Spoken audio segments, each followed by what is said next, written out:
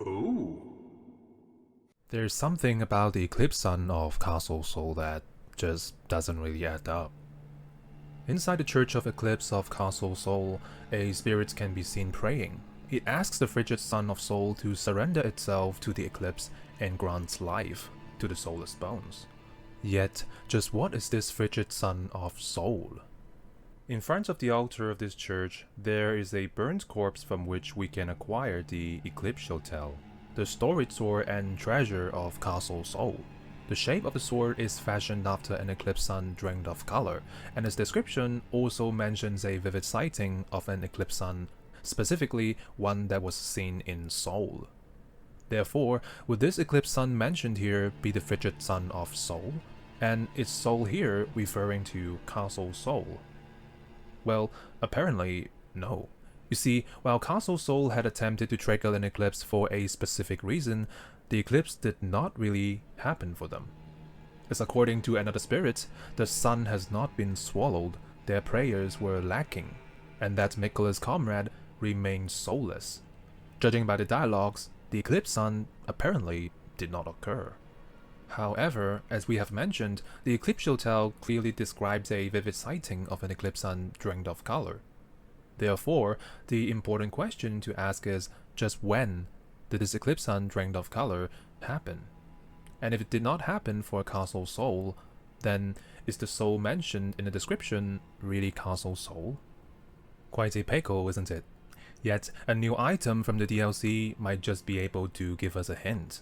Or rather, the final missing piece of the puzzle that is the frigid Sun of Sol, the eclipsed sun drained of color. The description of the rock heart reads, heart consumed in the ancient original form of Dragon Communion. The last thing the partaker saw with human eyes was a sunset. Its colors faded and tarnished, a remote thing from eternity. So, this Dragon Communion partaker witnessed a sunset whose colors faded and tarnished. Meanwhile, the eclipsed Sun of Sol is also described as lusterless and drained of color. So, what if I tell you the partaker was witnessing an eclipse happening to the setting sun, causing its color to fade and tarnish, just like the lusterless eclipsed Sun of Sol? Or rather, what if I tell you this eclipse sunset is in fact the very same one depicted by the Eclipse Hotel, and the same one that Castle Sol attempted to trigger once more for their soulless demigods? And this eclipse sun happened in the ancient era, when Dragon Communion was still in its original form, where the rock hearts of the traitorous allies of Baal were first consumed, but not the mortal fleshy hearts of the drakes who only emerged later as the bloodline of Baal. But of course, this doesn't conclusively tell us when exactly this eclipse happened. Yet, it does tell us that the eclipse sun happened in ancient time, and is connected to the ancient dragons.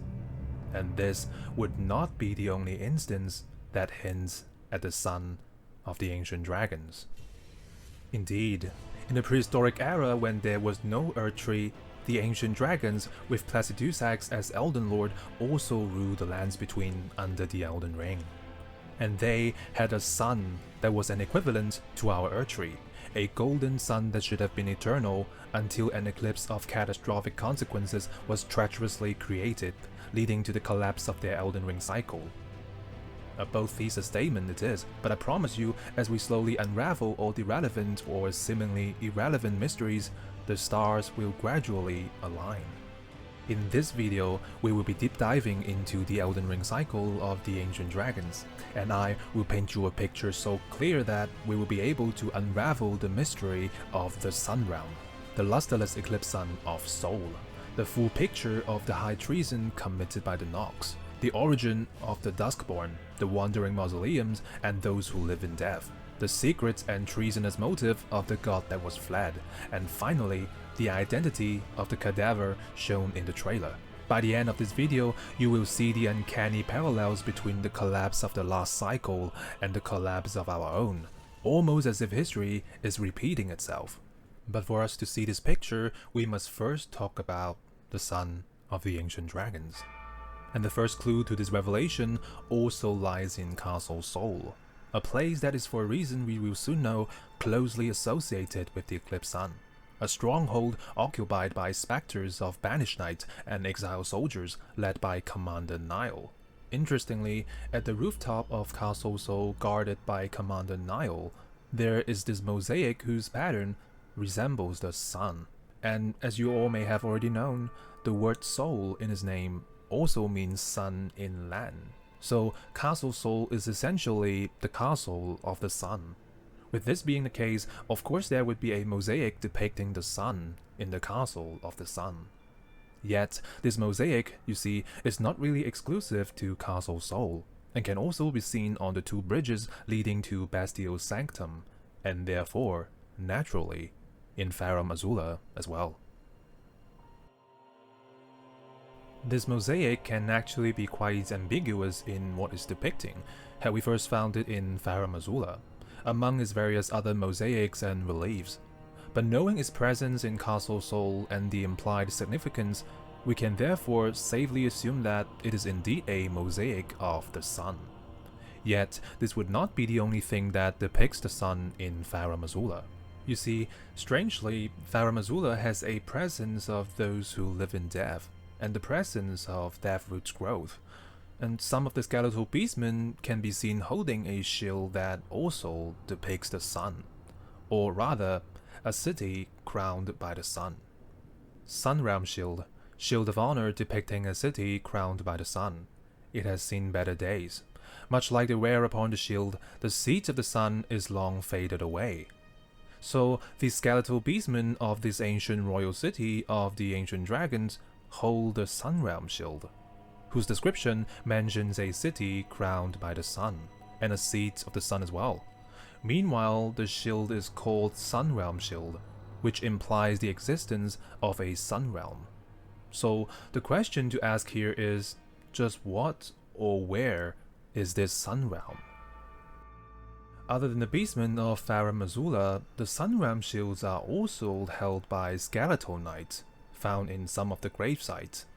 And aside from their shields, these skeletal knights also wear a red cape that has a symbol of the sun.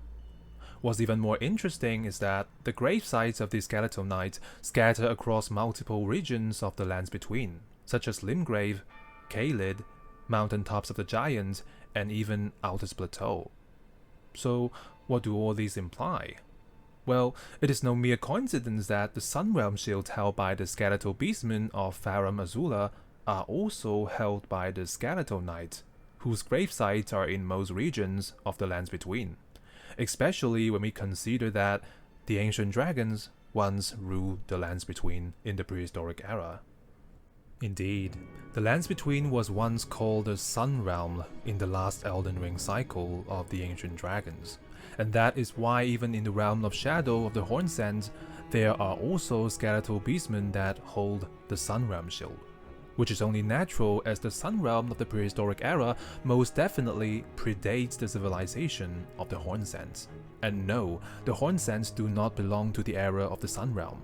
While their roots or ancestors had certainly existed back then, the Hornsand civilization we now see, together with their Anir Ilim and Ballarat, only emerged ages, if not millennia, after the collapse of the Sun Realm, and we will soon get to know why this is most likely the case. But for now, as the Sunrealm Shield also exists in the land of the Hornsands, it does confirm that the Realm of Shadow was indeed once part of the Lands Between. Yet, if the Lands Between was once the Sun Realm, then what or where is this city crowned by the sun? Well, could it be Farum Azula, the ancient royal city of the ancient dragons?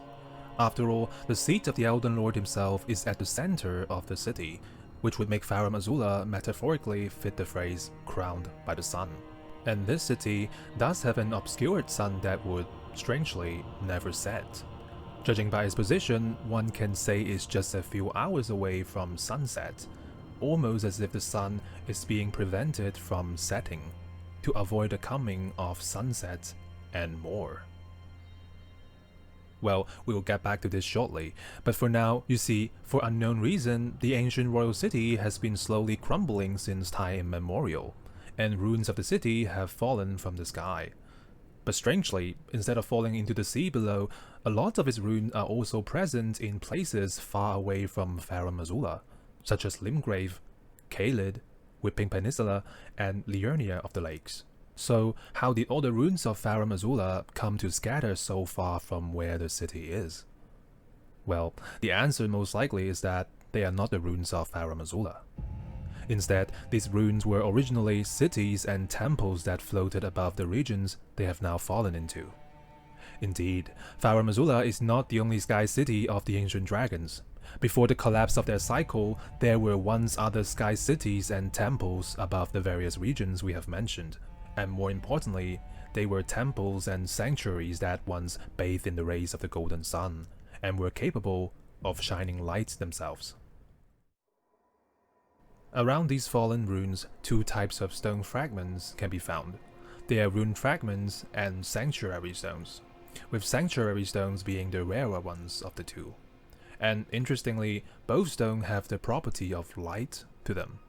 The rune fragments are said to glow with a faint light from within, while sanctuary stones are capable of feeding light and strengthening it as it shines. So, what do these stones tell us about the structure they had been once part of before they crumbled and fell from the sky? Correct. As I said, they were sky temples and sanctuaries that glowed. Yet, the sanctuaries in particular would also absorb light from the sun and intensify it for the civilizations on the surface. And why intensify it, you ask? You see, sanctuary stones is a crafting ingredient for both warming stone and frenzy flamestone. Both are consumables that use FP to generate warmth for a healing effect. And indeed, as the description of the warming stone mentions, the earth tree was once as warm as the gentle sun and would gradually heal all who bathe in its rays. Similarly, we can imagine back in the era of the ancient dragons before the earth tree, the sun they worshipped together with their shining sanctuaries in the sky also had a similar effect, spreading its warmth and blessing to the civilizations on the surface, who the ancient dragons also ruled.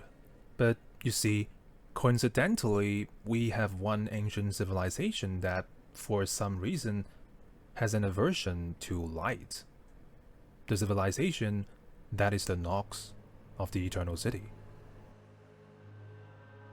Interestingly, the clerics and sorceresses of the Nox had a convention to hide their eyes. As the description of the Night Maiden Twin Crown reads, twin crowns worn by the Night Maidens of the Eternal City indicates the highest clerical rank and hides the eye with silk. Or, as the Nox Sorceress Crown reads, crown worn by sorceresses of the Eternal City. These women are the personal guards of the Night Maidens, and the silk hides their eyes. The altered version of the crown would even add, the silk eye covering is removed, flaunting convention. So it is apparently of convention for these clerics and sorceresses to hide their eyes. But why? Well, have you noticed there is something special about the building of the Eternal City? They all have windows that are made of metal instead of glass, and unlike glass, metal is a material that light cannot get through. Indeed, it is the light that the Nox are hiding their eyes from. In fact, the Nox shun light so much that not only do they have a convention of covering their eyes, but even their buildings are also impenetrable by light. So, just what exactly is this light that the Nox are so averse to? The Nox Mirror Helm have just the answer. The Mirror Helm is a ritual implement capable of warding off the intervention of the Greater Will and its vassal fingers, and is made of crystal-looking glass, a material that can conceivably block off or deflect light. Indeed, the Greater Will and its vassal fingers exert their influence through light. But it is not just any light. It is the light of the sun that the Nox is hiding from. It was the sun of the Sun Realm, the golden sun of the ancient dragons and their Elden Ring, an earthly equivalent of their cycle. And aside from sunlight, they were also hiding from the light of the shining sky temples that existed in their era, the temples of the ancient dragons and their god, the god that was fled, who ruled with the Elden Ring in the name of the Greater Will. Oh, by the way, Do you know that solar eclipse occurs when the moon comes between the sun and the earth?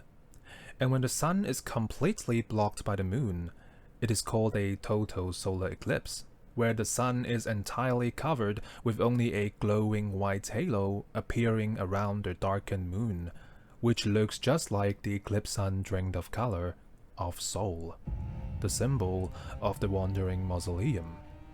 That's right, it takes the moon to create a solar eclipse. Or rather, it takes the moon to create an eclipsed sun drained of color. And the Nox just so happen to have a black moon that once hung above their eternal city to create a solar eclipse, especially when they worship this moon instead of the sun of the ancient dragons. Indeed, the eclipsed sun drained of color was created by the Nox and their black moon in an attempt to overthrow the sun, the very cornerstone of the reign of the ancient dragons and their Elden Ring. The eclipsed sun is also called the frigid sun of Sol because the golden sun was swallowed by the cold black moon of the Nox, who is a cold-blooded race who lit candles with the cold ghost flame instead of fire. Indeed, the heat or warmth that comes with sunlight is also what they are averse to. It is said that the Nox have committed treason and invoked the ire of the Greater Will, with the blood-drenched Fingerslayer blade as proof. Yet, this is only part of the high treason they committed. What they also did was creating an eclipse of catastrophic consequences under the reign of the ancient dragons to the Golden Sun.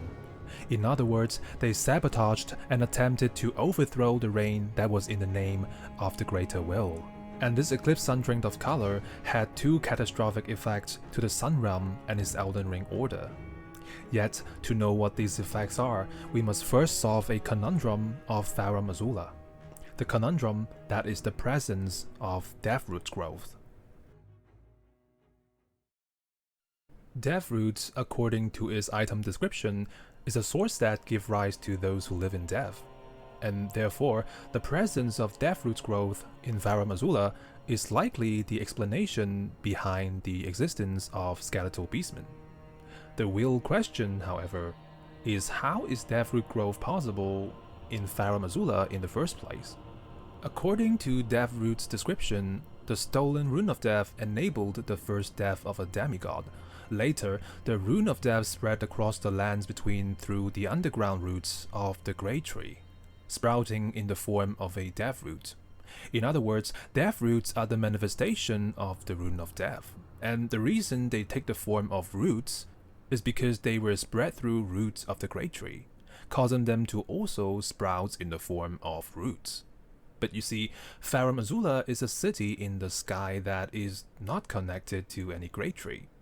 So where did all these Deathroots growth come from? Well, the most intuitive answer would be Geraint, who is also Malekith that has been collecting and devouring Deathroots. Since he is interestingly also in Farum Azula, the obvious answer would be him, who has somehow caused the growth of Deathroots here. And while Farum Azula is not connected to any Great Tree, there are plenty of visible roots sprawling around and through its structures. This also makes Deathroots possible to take form and sprout. Yet, this explanation has a few problems. First, if it really is Geraint that is causing the growth of Deathroot in Farum Azula, then it would make sense that the Deathroot would be growing in places around him, namely the Bestial Sanctum and his arena in Farum Azula, especially in Bestial Sanctum where he must have remained for quite some time. Yet, both places have no presence of Deathroot at all. And you see, there is also another presence of death that Geraint as the answer can't really explain. The Wormface of Farum Azula, who are also afflicted with death. The reason I say they are afflicted with death is because of their death mist attack that can cause death blight, and ailments that can lead to instant death. So, is their death affliction also caused by the Deathroot growth in Farum Azula? Well, the thing is, Farum Azula is not the only place where we can find this Wormface. Interestingly, on Altus Plateau, outside of Leyndell, there are quite a number of these Wormface as well. So could their affliction also be caused by the Deathroot's Grove all the way in Farum Azula? But of course, Deathroot's Grove is not exclusive to Farum Azula and is also on the surface of the Lands Between as well. So instead, a different and better question to ask altogether would be just who are these Wormface? And the answer lies with the item in their hands. In ancient Japan or China, courtiers of the palace would hold a rectangular scepter of wood or ivory in hand when they are in the presence of the emperor, as a form of courtesy and respect. Other than courtiers, they would also be held by priests during religious ceremonies, and these scepters are called shaku in Japanese or hu in Chinese. And if you have played Sekiro before, you have already seen them in the hands of the old dragons of the tree. The scepter that is also held in the hands of these Wormface. Indeed, the Wormface are most likely the ancient courtiers or priests of the ancient dragons of the Sun Realm. So why are they also in Altus Plateau, you ask? Well, remember that the Lands Between was once the Sun Realm, and the Skeletal Knight. Their grave sites can also be found within the outer walls of Leyndell as well.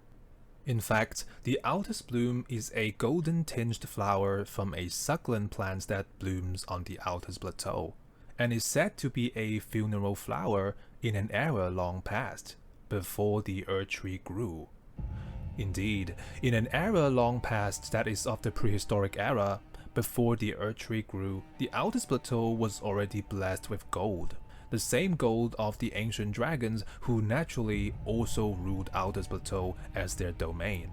And with this being the case, of course we can find the courtiers or priests of the ancient dragons in Altus Plateau, which may in turn imply the same geopolitical significance these regions had even back in the era of the ancient dragons. And this is why Farum Azula is not the only candidate in being the city crowned by the sun, especially when the city is also described as a giant mausoleum in the sky for some reason. The second possible city is a city that once existed on the Altus Plateau along with the golden tinged Altus blooms. Both were blessed by the golden rays of the sun.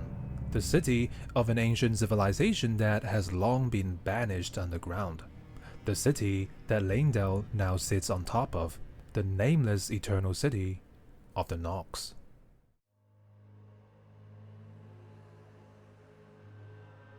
Speaking of which, according to the Eclipse Crest Heater Shield, the sun in Eclipse is said to be the symbol of the Wandering Mausoleum, where the soulless demigods slumber. And the Wandering Mausoleums are clearly structures of the Nox. Indeed, other than the Black Moon, death is also an aspect that can be forgettable of the Nox, which is evident in their use of the ghost flame of the Deathbirds. Yet, I'm not saying the Deathbirds or their mother, the Twin Bird, are behind the death affliction of the Wormface or the Deathroot's Grove present in Farum Azula. It is merely a clue to the right direction. And after all, Deathroot's Grove is a manifestation of the Rune of Death. But the thing is, you see, the Nox might just have the Rune of Death at 10 together with their Black Moon to create an Eclipsed Sun of Death. The Black Knives of the Black Knife Assassins have a very peculiar shape and are imbued with the power of the stolen Rune of Death. According to Roger, the Black Knife Assassins are all descendants of the Eternal City, the descendants of the Nox. And if this is true, then of course their Black Knives would fashion after the shape of their hidden treasure, the Fingerslayer blade. Although the Black Knives do have an extra edge in the middle of the blade, the overall shape and curves of the two are identical. Even if you don't really see it, what actually matters is, just like the Black Knife has left behind a Cursemark of Death on both Godwyn and Ranni, the Fingerslayer blade also left a visible Cursemark of Death on the two fingers slayed by Ranni, and interestingly, also have a Cursemark as well. So does it mean that the Fingerslayer blade was long ago also imbued with the Rune of Death? Well, the Fingerslayer blade is said to have been born of a corpse, just like the sacred Radic sword that is born of the corpse of Marika or Radigan, the corpse of a god.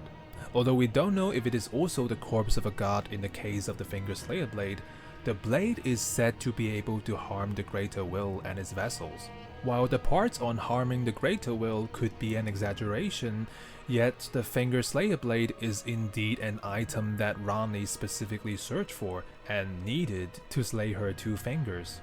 While it is uncertain whether the corpse-born nature of the blade matters, the blade is still essential in the killing of its two fingers, just like the Rune of Death is needed to kill a demigod, who are arguably also vassals of the Greater Will.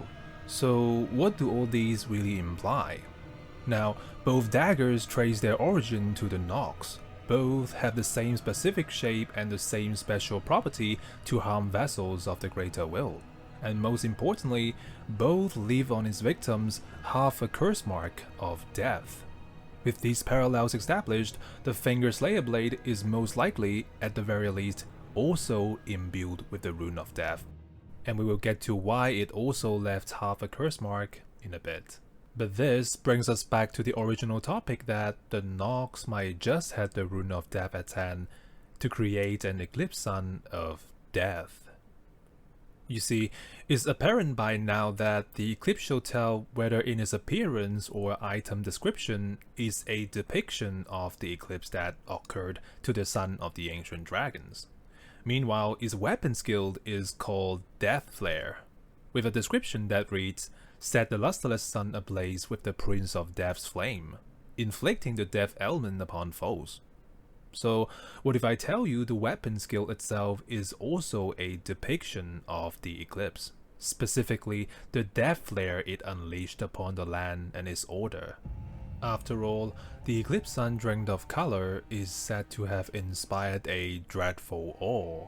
But here is also where things get interesting. You must have noticed that in the description, it was the Prince of Death's flame that set the lustreless sun ablaze. Now, the only Prince of Deaths that we know of is Godwyn the Golden, the first soulless demigod. Yet, as we have mentioned, Castle Sol has failed to summon the eclipse, confirming the eclipse did not happen in our era. So, what does Godwyn of our era have to do with this eclipse of the prehistoric era? Well, have you ever wondered just why are the soulless demigods of the Golden Order being laid to rest in the mausoleums of the Nox? Could they have been built by the followers of the soulless demigods? Well, if so, why build them as a Nox structure instead of that of the Golden Orders?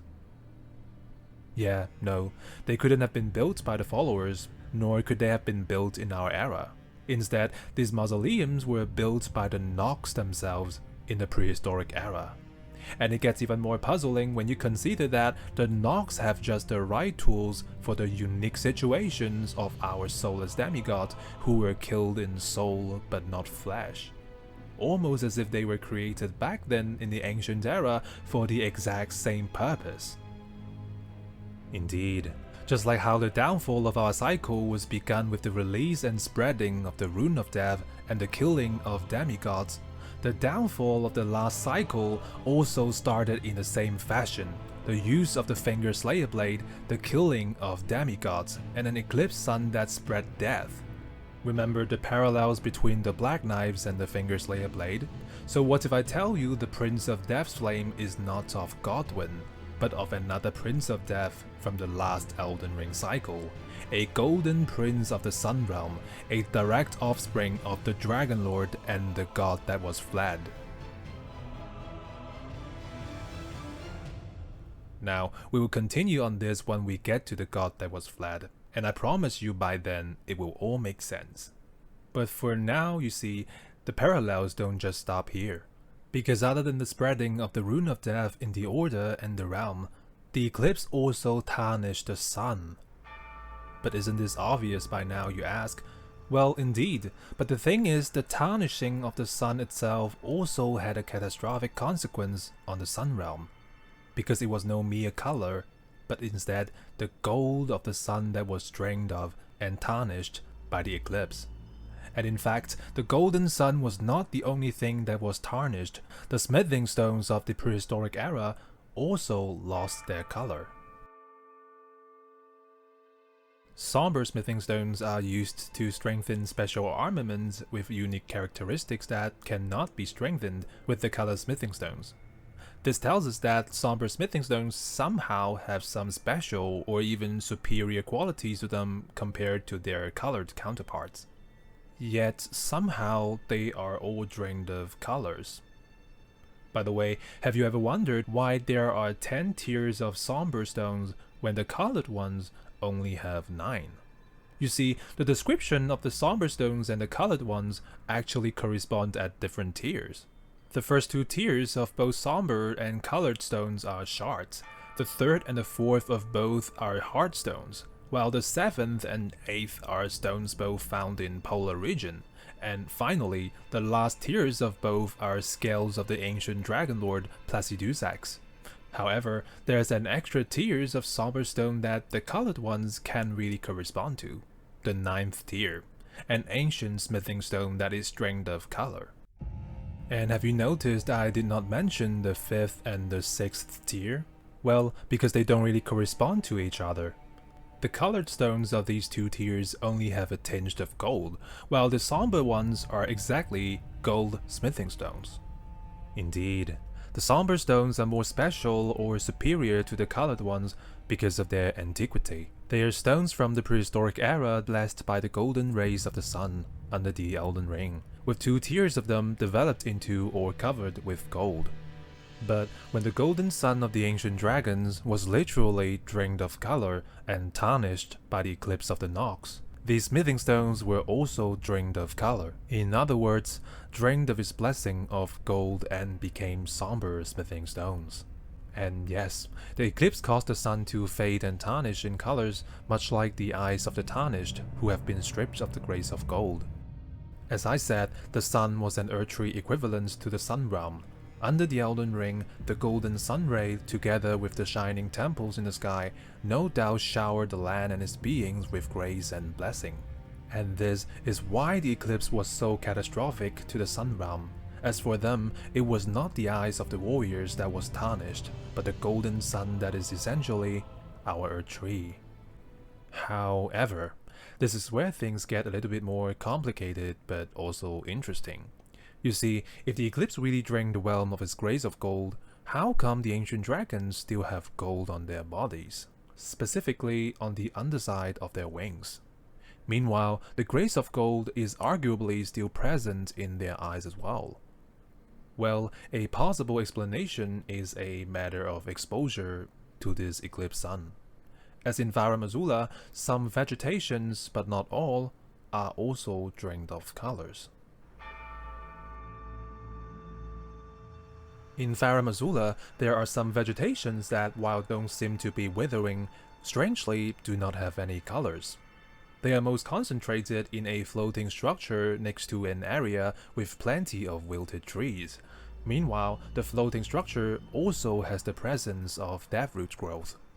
More importantly, however, is that both places are directly exposed to the obscured sun seen in Farum Azula. Meanwhile, another area that is also exposed to this obscured sun is one with quite a number of skeletal beastmen roaming about, with some of them hanging on trees. While the trees are not completely wilted like those from the previous area, interestingly, specifically the branches that these beastmen are hung onto have also wilted. Correct, it was the death of the skeletal beastmen that has caused the branches to wilt and die. However, consider this. The wilted trees from the first area we mentioned do not have any skeletal beastmen hanging on them. Meanwhile, the floating structure that is next to it have both deathroot growth and vegetations that are faded in colors. And what do these 2 areas have in common again? Yes, they are both directly exposed to the now obscured sun. Indeed, the Eclipsed Sun of Death and its death flare is the root cause for both the death and the lusterless vegetations in Farum Azula. But here comes the question again. why are these effects only visible in a few areas of Farum Azula? If they were caused by an eclipse in the sky, then shouldn't the effects be everywhere? Well, that is true, but remember the angle or position of the obscured sun we just mentioned? Indeed, one possible explanation would be a matter of exposure to the eclipsed sun. But you see, while the concrete mechanism of the eclipsed sun is definitely worth exploring, what truly matters for now is the eclipsed sun did tarnish the gold of the last cycle, evident in the lusterless sun, somber smithing stones, and the vegetations we mentioned. Moreover, we have an even more important question to ask as well. The description of the rock heart mentions the eclipse happened during a sunset. Yet, judging by the obscured sun we now see in Farum Azula, the sun seems to be still at least a few hours away from setting. So, why? Have you noticed that there isn't really a day and night cycle in Farum Azula? Even if you pass time until nightfall, this obscured sun does not really set, and remains still no matter the hours. But rather than saying the place is frozen in time because everything is still moving about, it's more like Farum Azula is in a unique time capsule of its own, almost as if it was once under an imminent catastrophe and someone in charge hit the emergency button to stop the effect from fully taking place, which allowed the city to go a few hours back in time before the sunsets occur. Indeed, when the Eclipsed Sun of Death occurred, the Dragon Lord Placidusax created a time capsule for Farum Azula, attempting to save the ancient royal city from its catastrophic effects, even though some of them have clearly already taken place. A time capsule where the time is just a few hours before the sun sets, before the eclipse would occur. And how, you ask? You see, the Dragon Lord's seat is said to be at the heart of the storm that is beyond time, the storm that is at the center of Farum Azula. Meanwhile, the ancient dragon smithing stones, which is the scales of the Dragon Lord, can also twist time. In his boss fights, the Dragon Lord has various attacks where he would completely vanish and reappear at a different location, and this seems to imply that it's not just his seeds or scales. He himself apparently also possesses the ability to warp through time and space, while his ability, from what we can see, only applies to himself and not us, nor the environment. And granted, his arena reforming by going back in time could be due to the storm and not him. Yet, the Dragon Lord we now face is no doubt but a shadow of his former self. And with Farum Azula now indeed being in a time capsule of his own, and the Dragon Lord is the only one we know that is affiliated with time manipulation, then we can safely assume that it is most likely the Dragon Lord's doing as well. And on top of that, we now also know why he needed to do it. Oh, if you're wondering about his god that was fled, we will know why it couldn't be her very soon. But for now, of course the time capsule didn't really save Farum Azula, as the ancient royal city has been crumbling ever since, and has lost a significant portion of its structures. Although its still sun is free from the eclipse, it remains ever obscured. And now, it is finally time to address the elephant in the room. Just where was the god of Placidusax, the god of the Sun Realm, in all of this? Or was the god even in any part of this at all? I ask this question because the description of the Dragon Lord Remembrance reads, once his god was fled, the Lord continued to await his return, suggesting the god of the Elden Lord at one point simply left. Indeed, I said left instead of fled. You see, rather than fled, both the Japanese and Chinese version of the description simply says the god of the Elden Lord has left or departed, but not fled, nor do the description convey any sense of fleeing. Yet, whether the god fled or simply departed doesn't really affect this picture that I'm going to paint you, because the god might just have played a part in this catastrophe, if not concocted everything behind the shadow before it disappeared. A bold claim it is indeed, since the remembrance of the Dragon Lord is the only text where this god of the last cycle is mentioned. But with the discoveries we have made thus far on the parallels between the downfall of the two cycles, namely the release and manipulation of the Rune of Death, its manifestation and spreading in the realm and the Order, the half curse mark left by both the Black Knife and the Fingerslayer blade, and finally, the Wandering Mausoleum that existed since the prehistoric era, which served the same purpose. You see, we might just be getting close to discover what, or even who this god of the Dragon Lord really is. But to begin, we must first talk about the half curse mark of death that is strangely also on the two fingers of Ranni, left by the Fingerslayer blade. And to understand why the Fingerslayer blade also left a half-wheel wound of the centipede, we must first understand why Ranni had to cast aside her Empyrean flesh. Cursemark carved into the discarded flesh of Ranni the Witch, also known as the half-wheel wound of the centipede. This cursemark was carved at the moment of death of the first demigod, and should have taken the shape of a circle. However, two demigods perished at the same time, breaking the cursemark into two half-wheels. Ranni was the first of the demigods whose flesh perished, while the Prince of Death perished in soul alone. So, the cursemark of death was supposed to take the shape of a circle, but instead it was split in half, with one half on Godwyn, who was slain by the Black Knives, and the other half on Ranni. But wait, just how come the other half is on Ranni? Was she also slain by a Black Knife? No, instead it was the Rite that killed Ranni. You see, the Rite that imbued the Black Knives with the stolen Rune of Death was performed by Ranni herself, and this Rite is in fact designed to ensure the Rite performer is also killed when the victim is killed by the Black Knives. And that is why the description says Ranni and Godwyn perished at the same time. But why would the Rite performer kill themselves, you ask? Because the performer wants to discard their Empyrean flesh, to avoid being controlled by the two fingers. But I would not acquiesce to the two fingers. I stole the Rune of Death, slew mine own Empyrean flesh, casting it away. I would not be controlled by that thing. The two fingers and I have been cursing each other ever since, and the baleful shadows are their assassins. Indeed, Ranni would go so far as to discard her own flesh in order to avoid being controlled by her two fingers. And that is why the Rite is intended to kill their performers in flesh, so that they can discard their own flesh and somehow be freed from the control. But here comes the question. Just why did the Fingerslayer blade also left a half-wheel curse mark on the two fingers slayed by Ranni? Did Ranni perform the Rite again?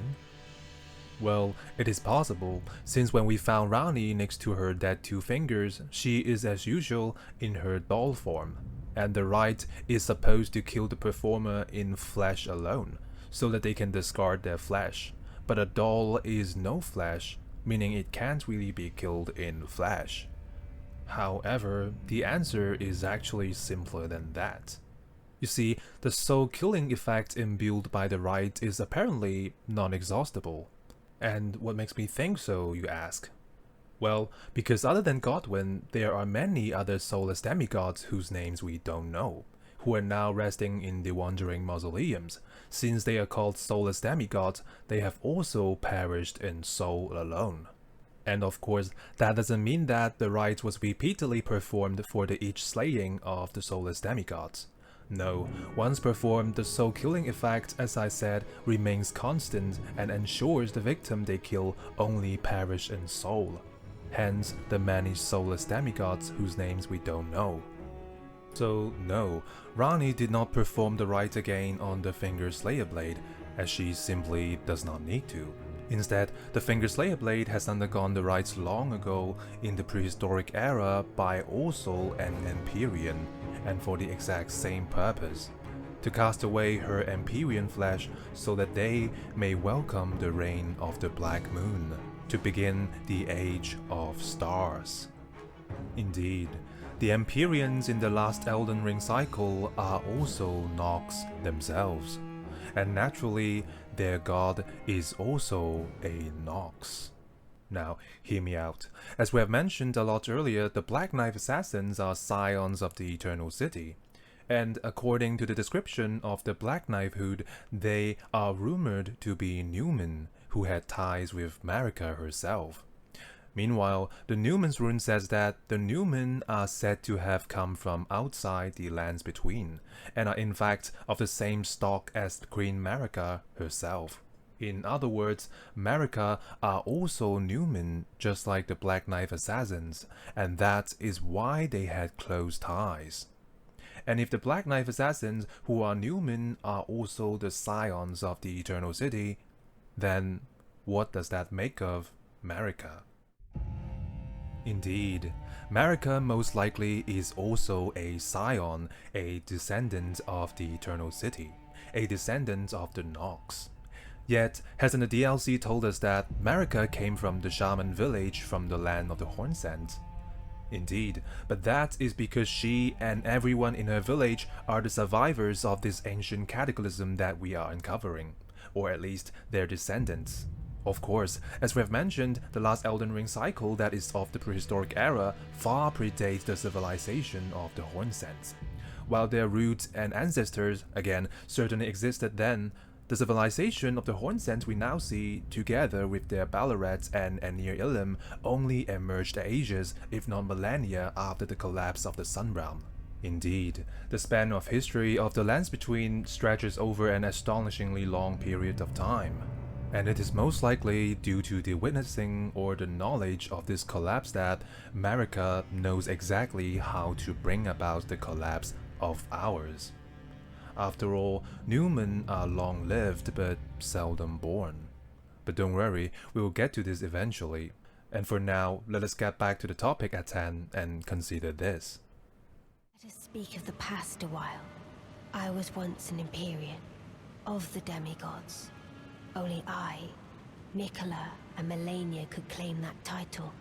Each of us was chosen by our own two fingers, as a candidate to succeed Queen Marika, to become the new god of the coming age, which is when I received Blythe, in the form of a vassal tailored for an Empyrean. But I would not acquiesce to the two fingers. I stole the rune of death, slew mine. You see, only an Empyrean chosen by the fingers can become a god, who is also the vessel of the Elden Ring. So Marika herself naturally is also an Empyrean chosen by the fingers. But now we know that Marika is also a descendant of the Eternal City, a Nox. So what does that make of the chosen Empyreans mentioned by Ranni, namely Miquella, Melania, and herself, who are all direct offspring of Marika? Correct. As the direct offsprings of Marika herself, they are also descendants of the Nox, by the blood of Marika. So, every Empyreans mentioned thus far are descendants of the Nox.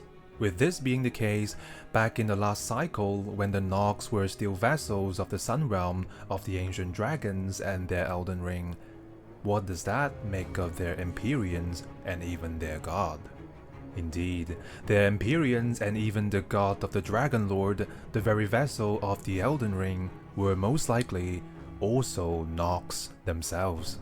Which brings us back to the point that the Fingerslayer blade has undergone the same rite in the last cycle for the exact same purpose. It was also performed by an Empyrean to kill a vassal Fingers, to discard her flesh so that they may overthrow the reign of the sun with the reign of the Black Moon and begin the Age of Stars. Similarly, since we have discussed the Wandering Mausoleum have already existed back then, the killing of demigods with black knives must have also happened back then as well, and is the reason why these mausoleums were built, as the Nox were expecting an Eclipsed Sun drink of colors that would revive their soulless demigods and turn them into those who live in death. This, together with their killing by the Rune of Death, both corrupted the Elden Ring order further.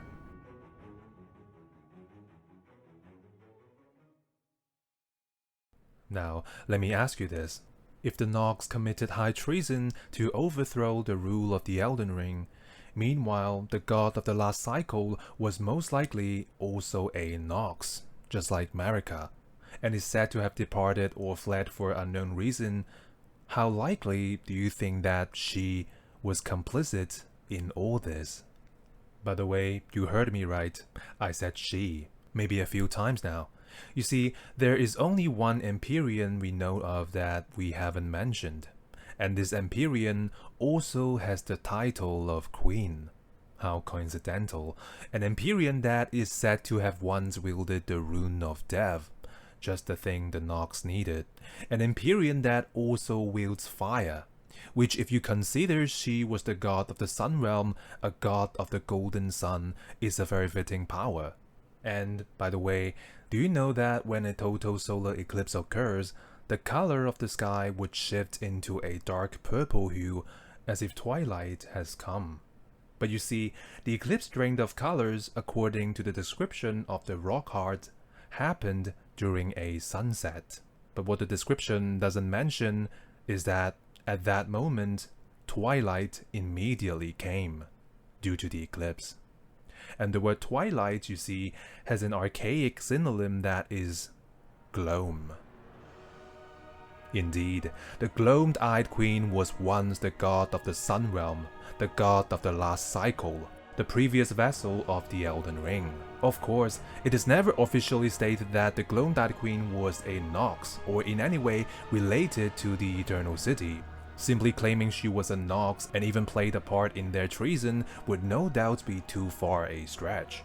However, as we have discussed, all Empyrean existed are descendants of the Nox, while only Empyreans can become a god of the Greater Will and the vessel of the Elden Ring. So, if the gloomed-eyed queen was an Empyrean chosen by the Fingers, chances are she was most likely also a Nox. And if she was a Nox and even played a part in their treason, then everything about her, including her Black Flame and her Godskin apostles, suddenly just makes sense. As the god of the sun, of course she wielded flame as her power, because flame is the power of the sun. Indeed, she wielded fire because she was the god of the Golden Sun, and it was the power that belonged to the very cornerstone of their rule. The Blade of Calling is the only piece of item whose description mentions the Golden Flame, and is a blade that belonged to Melina, who in the Frenzy Flame ending revealed her gloam-colored eye. But no, Melina is not the gloomed-eyed queen, and we will get to know why very soon. But for now, the sigil of the Black Flame looks much like the head of Matter, the Mother of Fingers. And Matter is said to be the daughter of the Greater Will, and the very first shooting star landed in the Lands Between. Considering this, it is likely that it was Matter who chose the gloomed-eyed queen to become a god of the Golden Sun, and granted her the power of the sun that was her flame.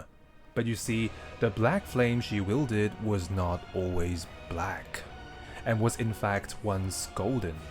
So how did the golden flame turn into black flame, you ask?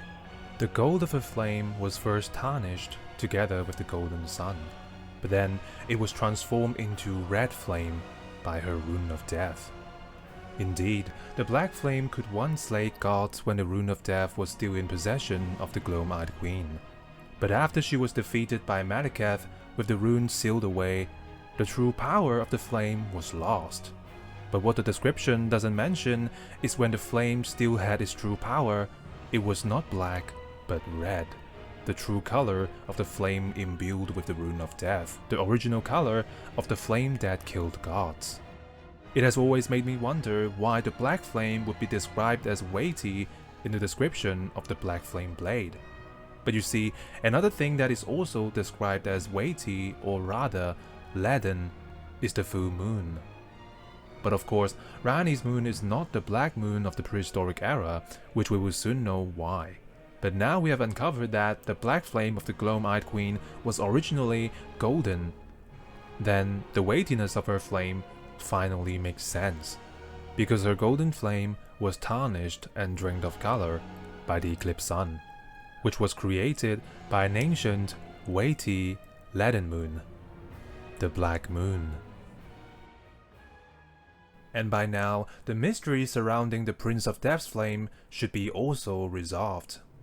Indeed, the Prince of Death referred to here is not Godwyn, but the Prince of Death of the last cycle, who was a Godwyn equivalent and direct offspring of the Gloam-Eyed Queen when she was still the god of the sun. And naturally, as a demigod of the Sun Realm, the last Prince of Death, an ancient equivalent of Godwyn, also wielded flame, the power of their sun. And just like Godwyn, he too fell victim and became a Prince of Death, but was revived by the Eclipse together with the skeletal beastmen of Farum Azula, or the dead of the entire realm. They were revived by the Eclipse and were turned into Duskborn. Indeed, those who live in death are called Duskborn is because they were revived and granted a second life at the moment of dusk, which is a part of Twilight. The Twilight created by the Eclipse that we have uncovered. And this Eclipsed Sun of Death of the last cycle is the very origin of the Duskborn. Moreover, it would be the Prince of Death's flame that sets the lusterless Eclipsed Sun ablaze. But why would he help create this Eclipse of Death that required his own demise and even turned him into a Duskborn? You see, his intention or even agency in this matter, while worth exploring, doesn't really matter for now. What truly matters is the Eclipsed Sun wasn't set ablaze by the Gloam-Eyed Queen herself. In fact, the Empyrean that used the Fingerslayer blade to discard her flesh for the Age of Stars also wasn't the Gloam-Eyed Queen, but instead an ancient equivalent of Ranni. However, this doesn't mean that the Gloam-Eyed Queen wasn't part of the treason. Much like Marika, the Gloam-Eyed Queen also worked in the shadow to ensure the collapse of the cycle. The truth that her king consort has been ignorant of, and is the reason why he obliviously waited for her return. Yet, it was she, the vessel of the Elden Ring, that provided a part of the ring, namely the Rune of Death for the Fingerslayer blade. But why would she do it if she was the god of the cycle, you ask? Well, if anything, her followers, the Godskin apostles, are the very proof that she despised the gold of the greater will. Even long after the Nox were banished, she and her apostles were still committed to prevent the rise of another Elden Ring cycle. By now, it should become clear that the brooches on the apostle sets are a sun embedded with a gloam-colored jewel, representing the Gloam-Eyed Queen and the gloam or twilight she concocted, while the golden stitchwork sewn onto the robe is also a sun. The Godskin nobles are said to be the most ancient apostles. Their robe set, including the hood, has a total of 8 faces whose eyes bear the grace of gold. Meanwhile, the other Godskin apostle robe only has one face, whose eyes, interestingly, doesn't bear any grace of gold. As if it was also stripped of the grace of gold, much like the Tarnished. But no, that face didn't belong to a Tarnished, but was the skin of a demigod, or perhaps a minor demigod, much like those nameless ones of the Wandering Mausoleums. And no, it's not a demigod of our era, instead it was a minor demigod of the last cycle, whose grace of gold was tarnished along with the sun by the eclipse, along with the somber smithing stones and the vegetations in Farum Azula. Indeed, the Godskin nobles are the most ancient of the apostles because their origin traces back all the way to the last cycle that is of the prehistoric era. You see, the festival of Windmill Village, a festival of skinning, is a tradition so old that it was tolerated by the Earth Tree. But in fact, it is tolerated not only because it is old, but because it is so ancient that the original purpose of the festival has been lost to time. The original purpose, that is the skinning of demigods of the Sun Realm, the killing of his vassals in defiance of the rule that is in the name of the greater will. A festival originated with the Godskin nobles. The faces on the Godskin noble robe still bear the grace of gold is because the trophies on their robe are demigods that were killed before the day of the eclipse. implying the skinning of demigods had existed even before the eclipse occurred, a seed of defiance and betrayal of the Gloam-Eyed Queen that would later bloom. And if the nobles are followers of the Gloam-Eyed Queen, who we now know was the god of the last cycle, and her followers were hunting and skinning demigods secretly in defiance of the greater will, then the motive of the Gloam-Eyed Queen is therefore established. Indeed, as a Nox herself, she too despised the rule of gold, despite having been chosen to be its god. While we cannot say for certain that she desired the Age of Stars, she definitely has sufficient motive to be complicit in all this, if not concocted everything behind the shadow by providing her Rune of Death, a part of her Elden Ring.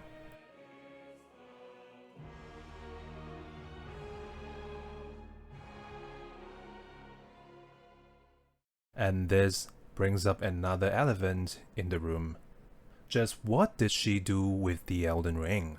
Did she also shatter it like Marika did?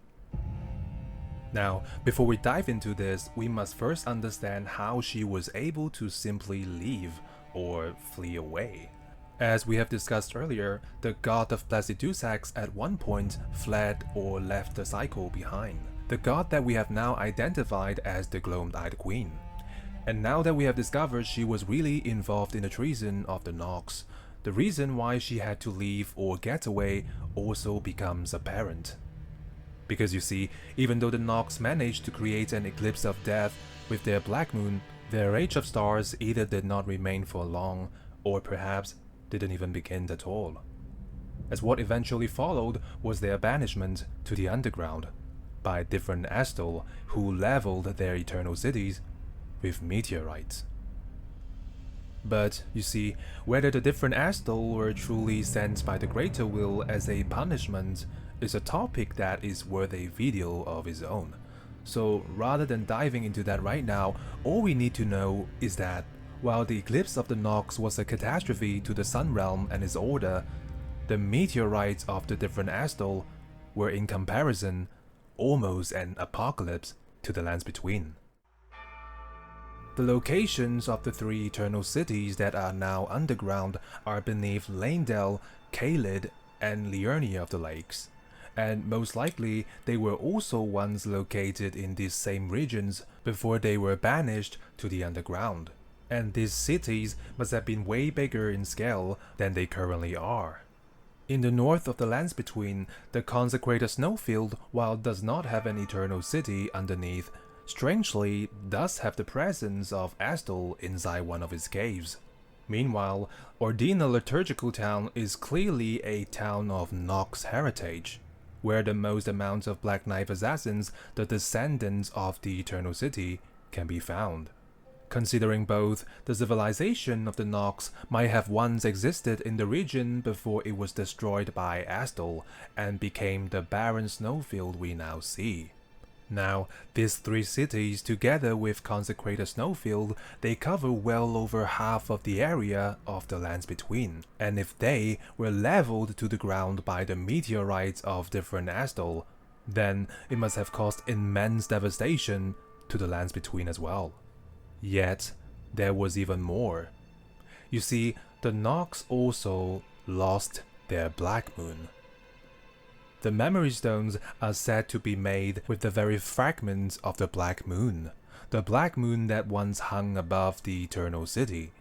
But just like how their cities were leveled by different Astal, their Black Moon must have also been destroyed either by meteorites or simply by the manipulation of gravity, something that Astal seems entirely capable of, to cause the Black Moon to come tumbling down, similar to what the Shattered Stone Talisman described. But no, the fallen moon mentioned here is likely not the Black Moon of the prehistoric era, but one of the twin moons of the Carian sisters that belongs to Relana. But this would be a story for another time. You see, all we need to know for now is that the Black Moon of the Nox was likely destroyed by Astal along with their cities. But whether it tumbled down or was destroyed in the sky, the moon or its shattered fragments must have fallen right back into the lands between, and its fragments would be found and made into memory stones later. Either case, the resulting devastation of the meteorites and tumbling or shattered moon must have been of an apocalyptic level, and may even have drastically altered the landscape of the lands between. Countless lives must have perished as a result. Now, with this being the case, the only sensible thing for the Gloam-Eyed Queen to do would be simply flee or leave, so she could fight for another day with her apostles to continue to hunt down the demigods that might have survived the cataclysm, and of course, more importantly, to prevent another Empyrean chosen by the Fingers from starting another Elden Ring cycle in the name of the Greater Will. After the collapse of the Sun Realm, ages or even millennia would pass without the rule of the Elden Ring, until one day the Gloam-Eyed Queen would find herself standing before another Empyrean chosen by the Fingers, except this time she would not be able to prevent the start of another cycle, and this Empyrean was Marika. The 2019 E3 Elden Ring trailer shows the process of Marika or Radigan shattering the Elden Ring. One particular shot is a slow-motion close-up of Marika's hammer in Miststrike, and in this shot we can clearly see the broken shards of the Elden Ring due to the hammering.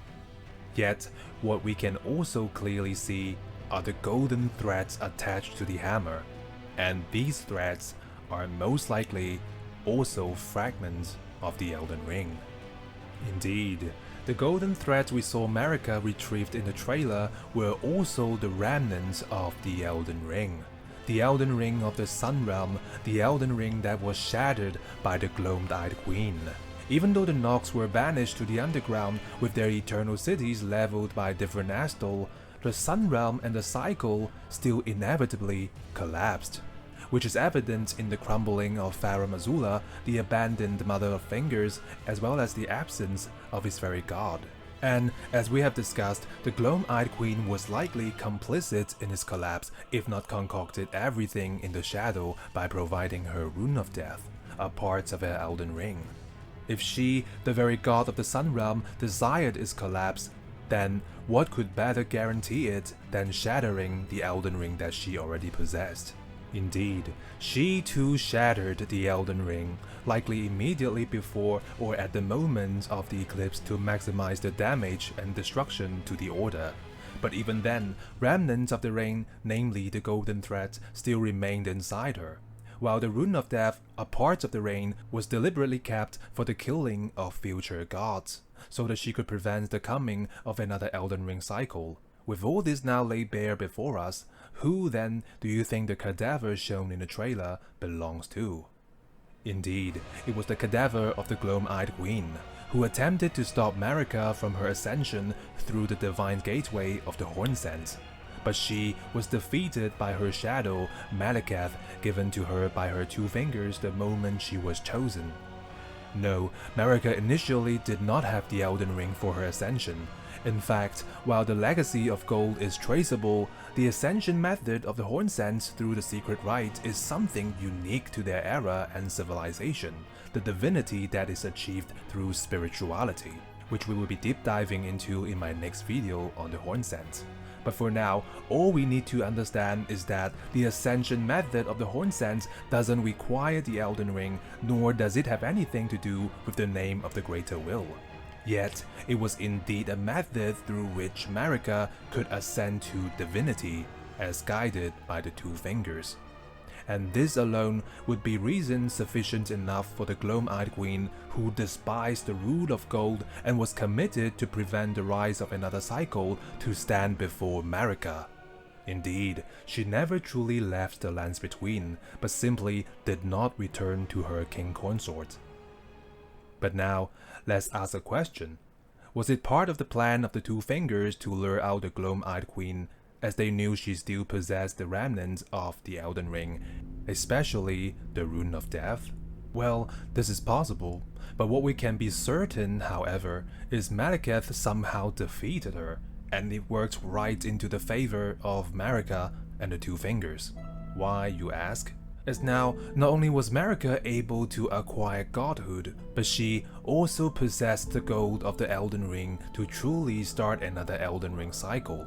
Indeed, with the remnants of the Elden Ring now acquired, Marika had exactly what was needed to create the Earth Tree, an equivalent of the Golden Sun, to truly start another Elden Ring cycle as a god of gold. And now, it's finally time to tie this up with my last video on the ascension of Marika. As gold arose, so too was shadow born.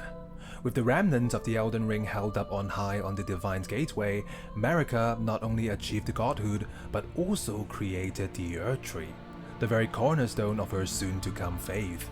And this, in turn, cast a shadow, the Shadow Tree, purposefully enshrouding the land of the Hornsent in shadow.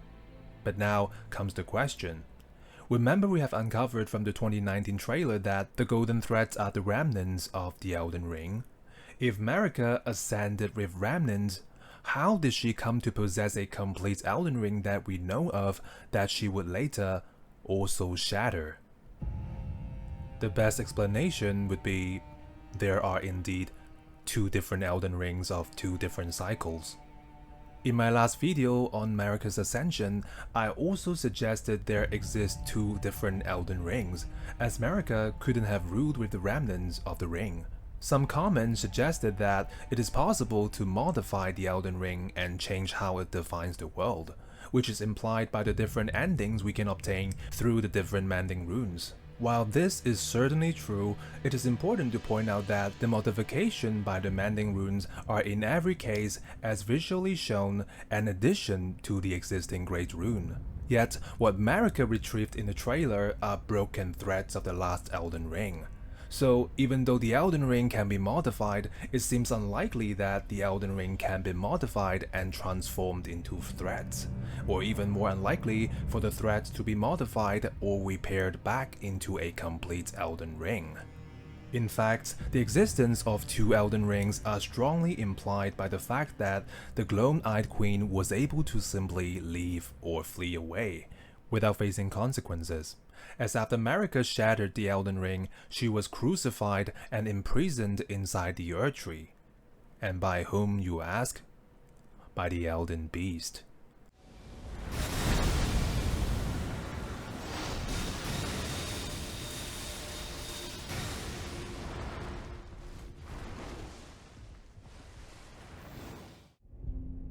The Elden Star's description tells us that the Elden Beast, after its arrival by the Golden Shooting Star, became the Elden Ring. In other words, the Elden Beast is also the very ring itself. And now consider this. While Marika was crucified by the Elden Beast for shattering the ring, the Glowed-Eyed Queen, on the other hand, caused a great cataclysm to her own order, while also, as we have concluded, shattered her Elden Ring. Yet, somehow she still managed to simply flee or leave, meaning she wasn't crucified or imprisoned as Marika was. Because of this, the last Elden Ring most likely did not have the mechanism of the Reign of our cycle, which is a ring that is also a living incarnation of order.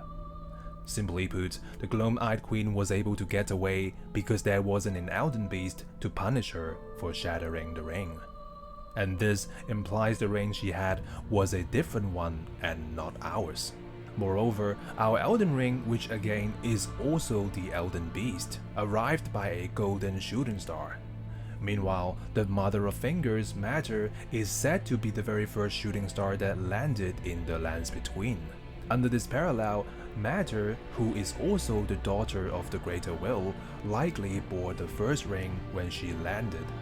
But of course, she herself is not the ring like the Elden Beast. Yet, it was she who chose the Nox that was the Glowed-Eyed Queen and started the first Elden Ring cycle, that is the Sun Realm.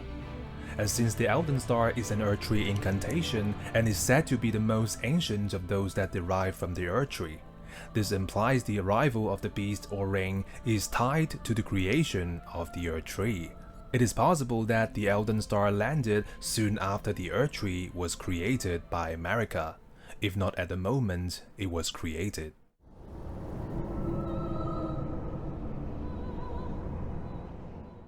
Which gave Marika a different and complete ring to establish the Order of Gold in the lands between once more. So, was Matter killed by the Fingerslayer blade? Well, as we have mentioned, the Fingerslayer blade left half a curse mark on the two fingers of Ranni. Meanwhile, there is no visible curse mark on Matter at all. Nevertheless, it is important to point out that we didn't really find Matter in the physical realm, but in a different dimension, much like the Dream of Godwyn or the Arena of the Elden Beast. However, even in Godwyn's dream, the soulless demigod, unlike Matter, was still incapacitated. Indeed, rather than deep diving into this topic that is worth a video of its own, what truly matters for now is Matter was most likely not killed, but simply hurt or damaged, and was rendered broken ever since. But who the Fingerslayer blade truly killed was most likely a vassal Fingers. Much like the case of Marika, it must have chosen a Ranni equivalent to succeed the Gloam-Eyed Queen. And it would be this Ranni equivalent who is also a Nox that attempted to start their Age of Stars with their Black Moon, while the Gloam-Eyed Queen simply worked in the shadow. A repeat of what we have discussed, but making sure to tie this up even further. And back to the original topic, perhaps the Elden Beast is a defense mechanism of the new ring to prevent the betrayal of its very god? Whether or not this is the case, the Order of the Elden Ring would collapse once more with the release of the Rune of Death, the killing of the demigods, and the shattering of the Elden Ring. An uncanny repeat of history, except this time in our era, the Age of Stars can truly begin. Though not the one that the Nox had hoped for. I take it thou hast noticed. I shouldn't be surprised. I thought I might expound a little further upon the order I envision. Mine will be an order not of gold, but the stars and moon of the chill night. I would keep them far from the earth beneath our feet. As it is now, life and souls and order are bound tightly together. But I would have them at a great remove, and have the certainties of sight, emotion, faith, and touch all become impossibilities, which is why I would abandon this soil with mine order. Wouldst thou come to me even now, my one and only Lord? But indeed, even when the ring was a living incarnation of the concept of order itself, history repeated all the same. As the Rune of Perfect Order reads, the current imperfection of the Golden Order or instability of ideology can be blamed upon the fickleness of the gods no better than men. That is the fly in the ointment. But now we have learned this is true not just for the Golden Order, but also the last cycle that is the Sun Realm. After all, it is merely a cycle.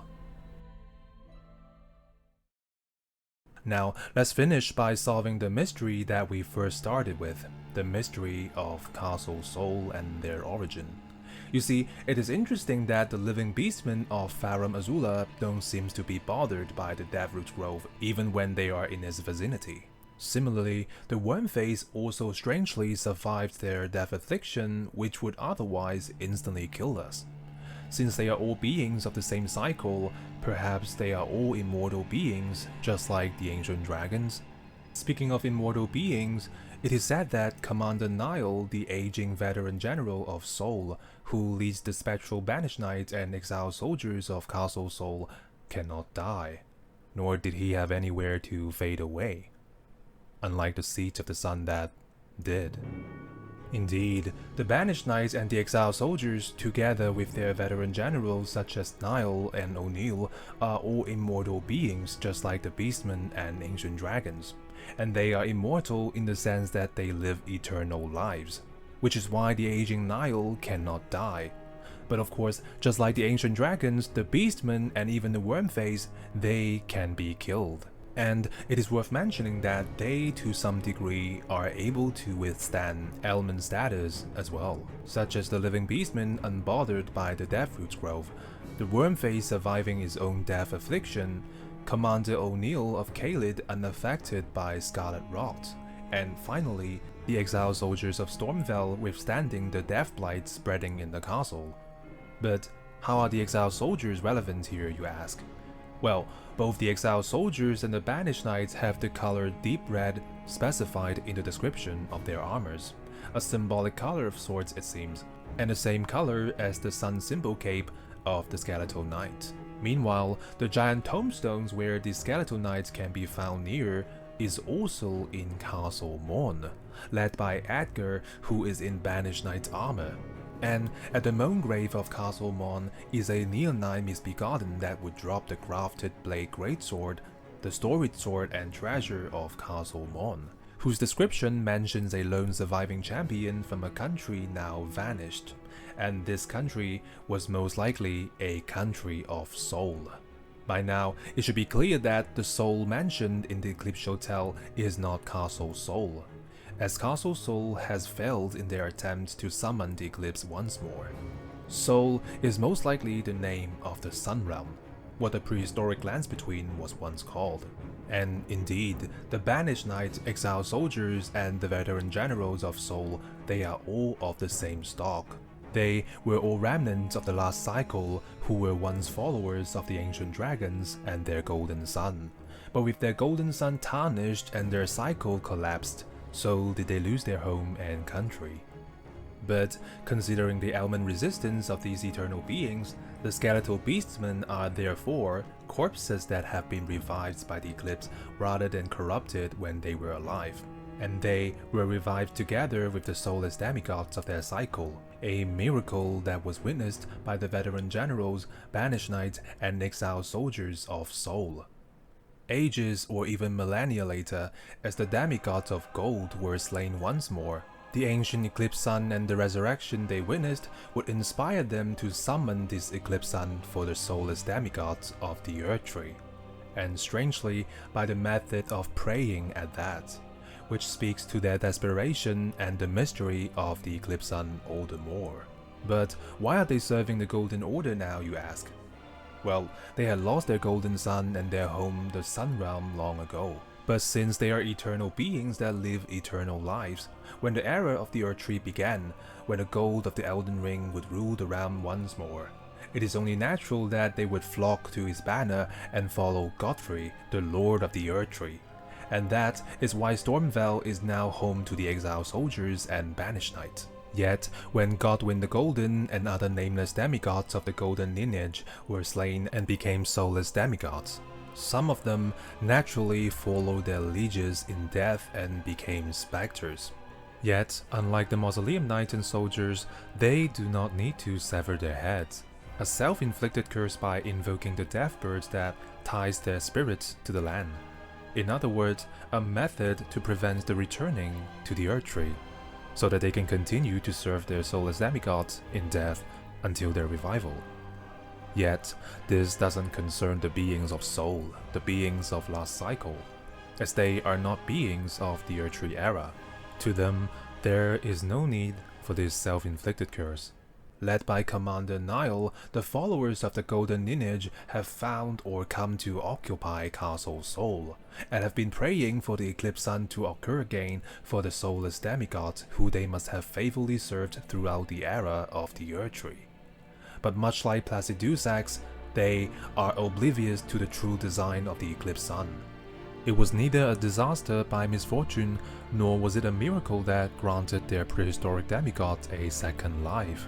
Instead, it was the very harbinger of doom that brought about the collapse of their cycle. The fact that they would ever pray for an Eclipse Sun to occur again is both tragic and full of irony. And this is the full picture and story of the Eclipse Sun of Sol. Or is it? As I've mentioned, the collapse of the Sun Realm, including the meteorites of different Astol and the destruction of the Black Moon, must have wrought great havoc to the lands between. a 9 apocalyptic cataclysm in which countless lives must have perished. Yet, the fall of one era would kindle the rise of another. With devastation and death comes suffering and desperation. The vacuum of power left by the collapse of the Elden Ring cycle would create footholds for the influence and worshipping of the outer gods and the stars once more. Yet, it would also be an era where new life grows from death, and from death, one obtains power. And because of this, ages or even millennia later, at the very center of the lands between where somehow all death would gather, here would arise a great civilization flourished with the power obtained from death.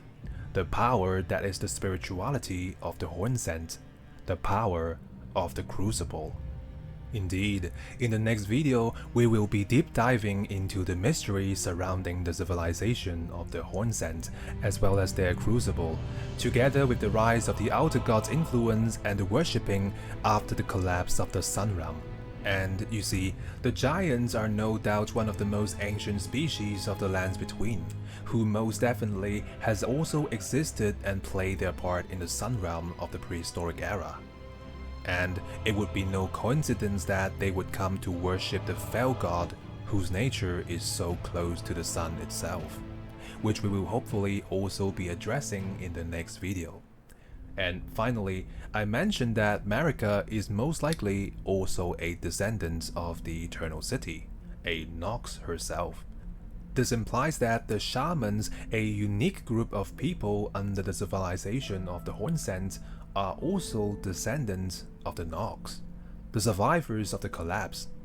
After all, Newmen such as Marika and the Black Knife Assassins are long-lived but seldom born. It could be due to Marika having the knowledge or even witnessing this prehistoric collapse that she knew exactly how to bring about the collapse of our Earth Tree cycle, of which we will try to paint the full picture in the future as well. And under the rule of the Hornsent, the Nox, who are now called Shamans, have resorted to a primitive living style, partially because the refined culture of the Nox has long been destroyed on the surface, but most likely it was to hide any ties to an ancient civilization that was behind the great destruction of the realm ages or even millennia ago, which the Hornsent may have also remembered from one of their sagas. But perhaps there are other reasons as well. Nevertheless, the Shamans would still be resented and oppressed by the Hornsents all the same. Yet, it would also be this very resentment and oppression that gave birth to the seduction of gold and the coming of a new god of another Elden Ring cycle. Thank you for watching this till the very end, and to those of you that have subscribed since my last and first video, sorry that this video has taken so long. As you can probably tell by the length of the video, the scope actually went way over what I first had in mind. And unfortunately, I'm only a one-man team that can only work on this outside of my 9 to 5. But I sincerely hope that you have enjoyed the video even if you disagreed with some of the ideas. Since now that Elden Ring is officially finished with the DLC dropped, other than just theories, I also want my video to let you guys, myself included, to experience again what Elden Ring has offered us. So a lot of time and efforts are put into the shooting, selection of clips and soundtracks as well. And if you like what I'm doing, consider liking the video and subscribing to my channel, and if possible, consider becoming a member as an onion in a pickle to support this channel as well. And of course, let me know if you have any questions or thoughts on the video in the comments below. Sharing the video would also be greatly appreciated. Thank you for watching again. This is Occam's Onion, and I'll see you soon.